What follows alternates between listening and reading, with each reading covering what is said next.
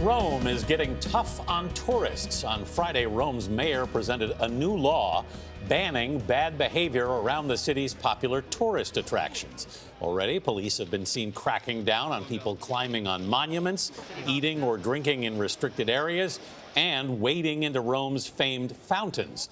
Under the new law, violators can be banned from the city's historic center for up to 48 hours. Wow. Rome is just one of the places that's gotten fed up with the crush of visitors. Other cities and attractions are experiencing severe overcrowding and other stresses brought on by too many tourists. The numbers tell the story. According to the United Nations World Tourism Organization, there are around 70 million international tourist arrivals back in 1960. Today, that number has hit more than 1.4 billion. Wow. Here to talk about the effect of all that tourist traffic is Erin Florio, travel news director for Conde Nast Traveler. Erin, good morning. Hi, good morning. So this term over-tourism is something different than just a lot of tourists. Explain what it is. Yes, absolutely. I want to be very clear on this, that over-tourism does not mean too many people are traveling.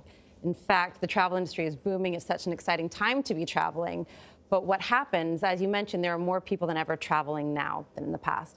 What happens is all of these people, or a lot of these people, are wanting to go to the same short list of places, and that puts a lot of stress and a lot of burden on the resources and on the infrastructure of these places, and that's when over-tourism occurs. So, go ahead. Go ahead. No, you go. You. You.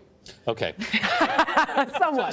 So some folks will say, look, you should be happy I'm coming to visit your tourist attraction. I'm giving you business. Sure, and I think that's very fair. And look, I think most communities are very grateful for the dollars that tourism brings in. Right. But what happens with over-tourism is it puts a massive strain on the local communities. So all of a sudden, houses prices are jacked up. People can't afford to live in the places where their families have been living.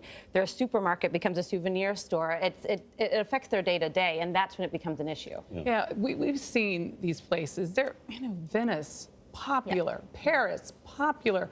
But what is really driving this over-tourism?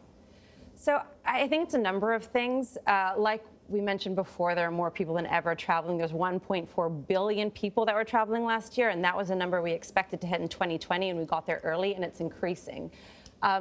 So a lot of these people are going to the same places, and there's a lack of information about alternatives. The whole world is open for tourism, but they seem to know only a few spots, and they're going to the same one. You say don't underestimate the power of Instagram in this. Yes. Yeah. Absolutely. So there's another buzzword in travel right now outside of over-tourism, which is Instagrammability.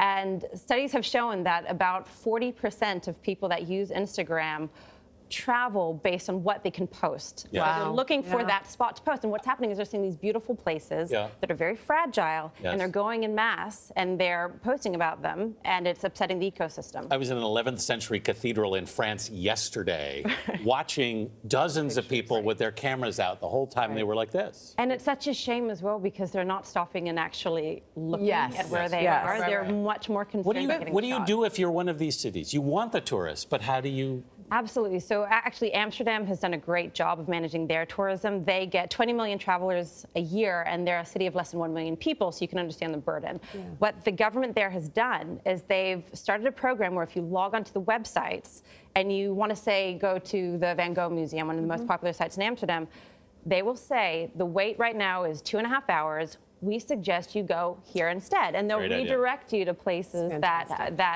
have a less wait time. Yeah, a lot more people have access to travel now as well.